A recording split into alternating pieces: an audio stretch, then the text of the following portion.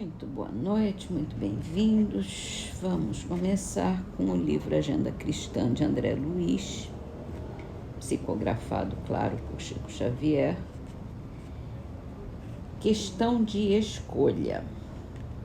Busque identificar uma falta e achará inúmeras. Chegando a essa situação, é imprescindível que você esteja bastante esclarecido para não acrescentar seus erros aos erros alheios.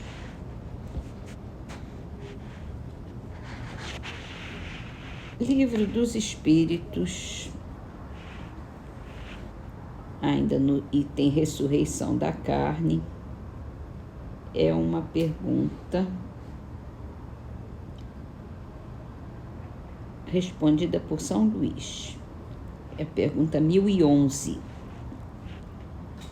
Pelo dogma da ressurreição da carne, então a própria Igreja ensina a doutrina da reencarnação?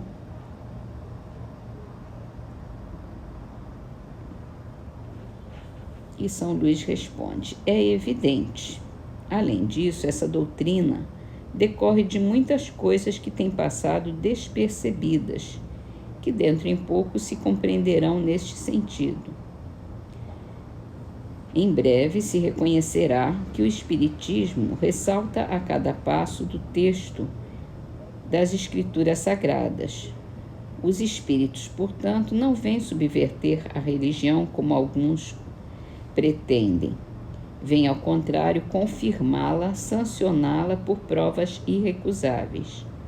Como, porém, são chegados os tempos de não mais empregarem linguagem figurada, eles se exprimem sem alegorias e dão às coisas sentido claro e preciso, que não possa estar sujeito a qualquer interpretação falsa.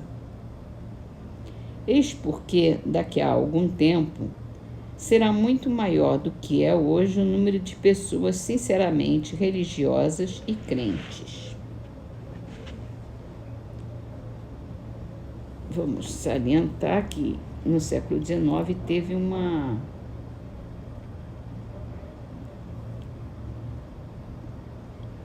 questionamento muito grande sobre as religiões mesmo.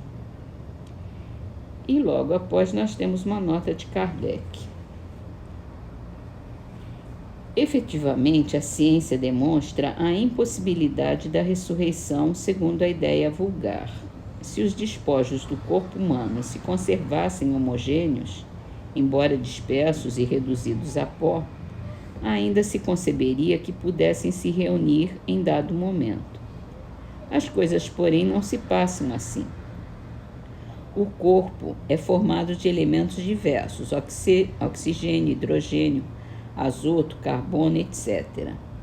Pela decomposição, esses elementos se dispersam, mas para servir à formação de novos corpos, de tal sorte que uma mesma molécula de carbono, por exemplo, terá entrado na composição de muitos milhares de corpos diferentes, falamos unicamente dos corpos humanos, sem ter em conta os dos animais.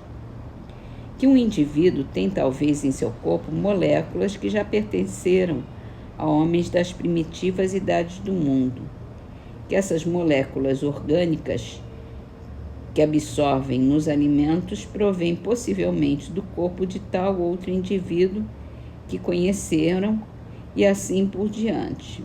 Existindo em quantidade definida a matéria e sendo indefinidas as suas combinações, como poderia cada um daqueles corpos reconstituir-se com os mesmos elementos?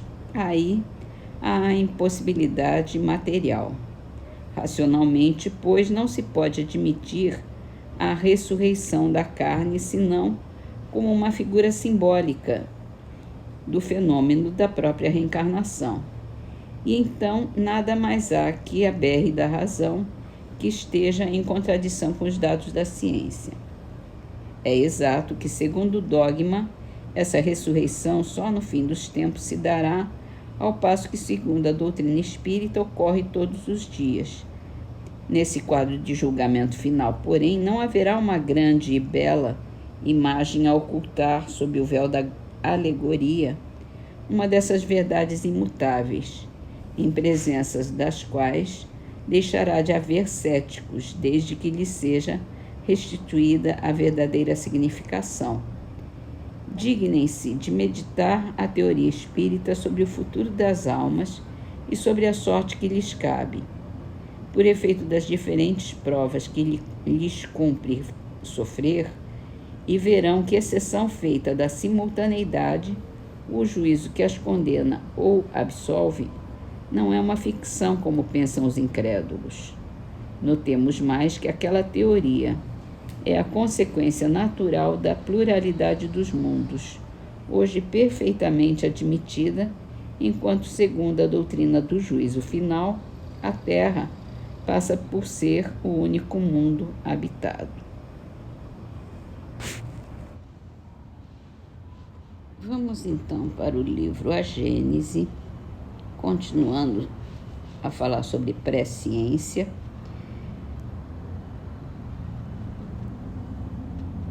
Os espíritos que formam a população invisível do nosso globo, onde eles já viveram e onde continuam a se imiscuir na nossa vida, estão naturalmente identificados com os nossos hábitos, cuja lembrança conservam na erraticidade.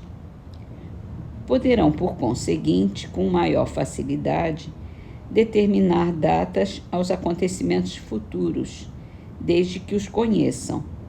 Mas, além do que isso nem sempre lhes é permitido, eles se veem impedidos pela razão de que, sempre que as circunstâncias de minúcias estão subordinadas ao livre-arbítrio e à decisão eventual do homem, nenhuma data precisa existe realmente, senão depois que o acontecimento se tenha dado. Eis aí porque as predições circunstanciadas não podem apresentar cunho de certeza e somente como prováveis devem ser acolhidas, mesmo que não tragam eiva que as torne legitimamente suspeitas. Por isso mesmo, os espíritos verdadeiramente ponderados nada predizem para épocas determinadas, limitando-se a prevenir-nos do seguimento das coisas que convenha conheçamos. Insistir por obter informes precisos é expor-se às mistificações dos espíritos levianos que tudo predizem